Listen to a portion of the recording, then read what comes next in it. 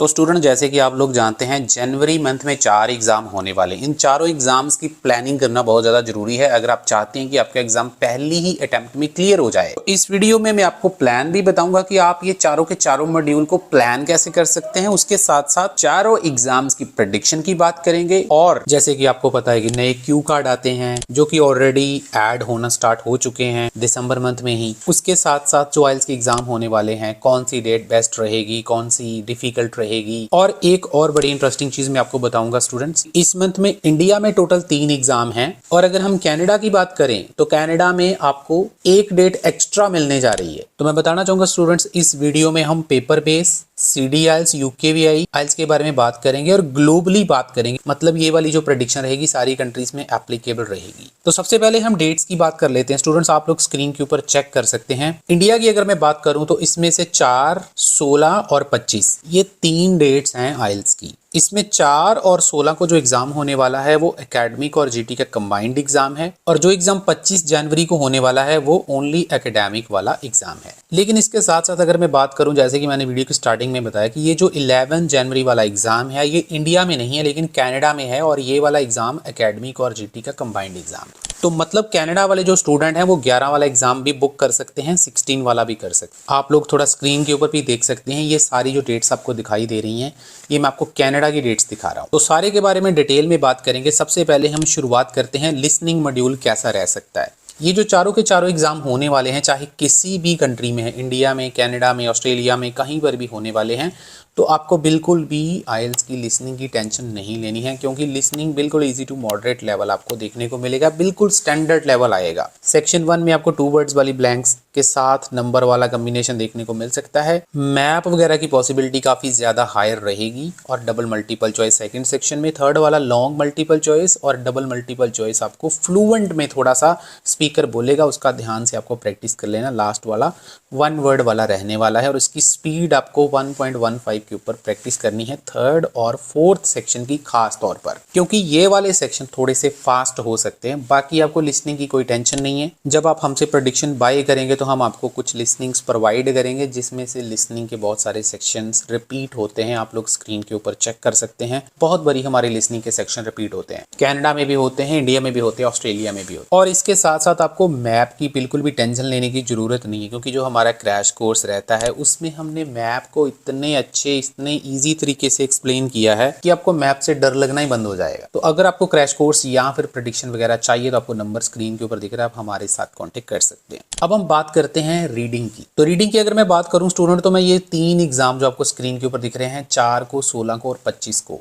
जो कि एकेडमिक वालों की मैं बात कर रहा हूँ, इनका जो बिल्कुल स्टैंडर्ड पैटर्न में आपको रीडिंग आने के चांसेस ज्यादा हैं। मतलब जो पहला पैसेज रहेगा वो बिल्कुल ट्रू फॉल्स के साथ ब्लैंक्स 1 वर्ड वाली इजी वाली। सेकंड वाले में लिस्ट ऑफ हेडिंग का नंबर थोड़ा सा ज्यादा हो सकता है इस मंथ में। उसके साथ साथ आपको राइटर ओपिनियन और समरी रहेगी और जो थर्ड पैसेज रहेगा उसमें multiple choice, yes no not given और मैचिंग सेंटेंस वाले जो क्वेश्चंस होते हैं वो आपको देखने को मिल सकते हैं। लेकिन स्टूडेंट्स मैं आपको बताना चाहूंगा जो आपका लास्ट एग्जाम होने वाला है 25 को, उसमें आपको रीडिंग का जो पैटर्न है उसमें थोड़ा सा पैसेजेस की अदला बदली हो सकती है। मतलब जैसे नॉर्मली पहला पैसेज इजी होता है, सेकंड वाला मॉडरेट होता है, थर्ड वाला डिफिकल्ट होता है। तो जो एग्जामिनर हैं वो इसको पहले वाले पैसेज की जगह पर रख सकते हैं और जो पहले वाला पैसेज है उसको थर्ड पैसेज की जगह पर रख सकते हैं। लेवल सेम रहेगा लेकिन आपको इसको कैसे टैकल करना है वो जरूर आप अपने टीचर से सीख लें। अगर आपको ये सारी चीजें करने में दिक्कत आती है, किसी भी प्रकार की परेशानी आती है तो आपको बिल्कुल घबराने की जरूरत नहीं। आप हमारा क्रैश कोर्स बाय कर सकते हैं। 1500 का क्रैश कोर्स है जिसमें हमने सारे मॉड्यूल्स को कवर किया है। उसमें आपको सारे मॉड्यूल की प्रेडिक्शन भी मिल जाती है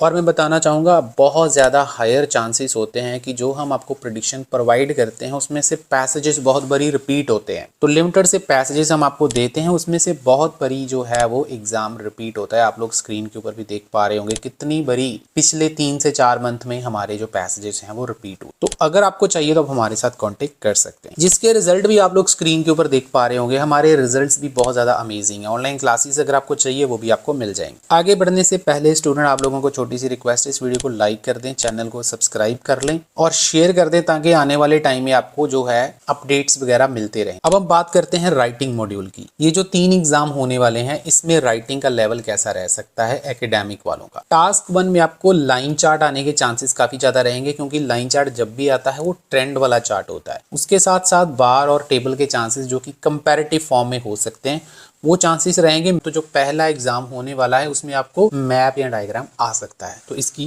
अच्छे से जरूर प्रिपरेशन कर लेना। बाकी जो स्टूडेंट प्रेडिक्शन वगैरह बाई करते हैं आप लोग साथ में स्क्रीन के ऊपर चेक कर सकते हैं कितनी बारी हमारे टास्क 1 जो है वो रिपीट हुए हैं। टास्क 2 की बात करें तो मेन जो टास्क आपके रहेंगे ये वाले 2 रहने वाले हैं, एग्री डिसएग्री और डिस्कशन, और उसके साथ रीजन और सोल्यूशन वाला ऐसे। ये भी हमारे बहुत सारे टास्क जो हैं तो जो कि आप स्क्रीन के ऊपर साथ में देख सकते हैं कितनी बार हमारे राइटिंग टास्क 2 पिछले मंथ में और उससे पिछले मंथ में भी रिपीट हुए। तो जो एरियाज रहने वाले हैं उसमें जैसे एनवायरनमेंट है, एजुकेशन, क्राइम, टेक्नोलॉजी और मीडिया, ये आपको अच्छे से कवर जरूर कर लें। अब हम बात करते हैं जनरल वालों की। देखो जैसे मैंने आपको पहले ही बता दिया है, ये जो 4 को एग्जाम होने वाला और जो 16 को होने वाला ये तो इंडिया में भी है और कनाडा में भी है। कनाडा में 4 वाला एग्जाम नहीं है लेकिन 16 वाला है, और उसके साथ साथ जो 11 को एग्जाम होने वाला है वो कनाडा में है लेकिन इंडिया में नहीं है। तो आप लोग चेक कर सकते हैं, लेवल बिल्कुल मॉडरेट आपको देखने को मिलेगा। ये आपकी जो है वो मेन कैटेगरीज रहेंगी, जैसे ट्रू फॉल्स है, विच पैराग्राफ कंटेन्स है, फिलअप्स है, लिस्ट ऑफ हेडिंग है, मल्टीपल चॉइस है। और जो हम आपको प्रेडिक्शन वगैरह प्रोवाइड करते हैं बहुत हायर चांसेस होते हैं उसमें से आपको बहुत बड़ी जो है वो रीडिंग के पैसेजेस जनरल वालों को भी रिपीट होते हैं। अगर हम राइटिंग की बात करें तो टास्क 1 में काफी हायर चांसेस हैं कि जो 3 ये जो एग्जाम होने वाले इसमें फॉर्मल लेटर ज्यादा आने के चांसेस हैं। कोई एक एग्जाम हो सकता है जिसमें इनफॉर्मल आए, और वो जो एग्जाम है वो कनाडा में ज्यादा चांसेस लग रहे हैं कि जो कनाडा में एग्जाम होने वाला है उसमें आपको इनफॉर्मल लेटर देखने को मिल सकता है। बाकी जो 2 एग्जाम होने वाले हैं चाहे वो 16 को है, 4th को है, इंडिया में है या कनाडा में है, तो फॉर्मल लेटर के चांसेस ज्यादा हैं। साइड में आप चेक भी कर पा रहे होंगे कितनी बार हमारे लेटर्स जो है वो एग्जाम में रिपीट होते हैं। टास्क 2 की अगर मैं बात करूं तो agree disagree, discuss both point और पॉजिटिव नेगेटिव डेवलपमेंट वाला ऐसे आपको देखने को मिल सकता है।